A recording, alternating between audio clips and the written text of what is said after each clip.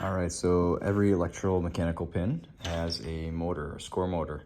It's kind of like the brain of the pinball machine. So when it gets a signal to run the motor, all of these switches that are clicking and closing and opening, they're communicating with the relays and switches that are in this pinball machine. So this one happens to be the Gottlieb baseball. So not a lot of people know this, but every score motor should be oiled. So there is usually a pin or something like, if it's a Williams, you take out some screws and lift up the score motors. That way you can access the spot where there is a oil wick.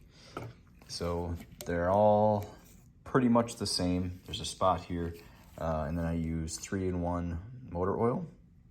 That's the kind that others have used in the hobby and suggest using. So you just place it up to this little wick that's inside of there, give it a good drop, and then kind of let it absorb. So you can kind of see that it takes it in. So this one probably hasn't been oiled in 30 years. So you just kind of keep going until you notice that it's saturated.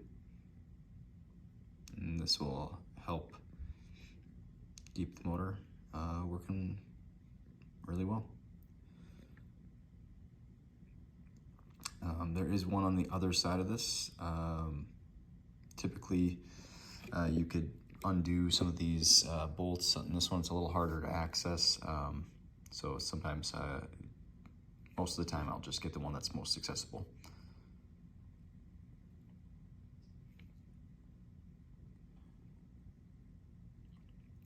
This should be done yearly.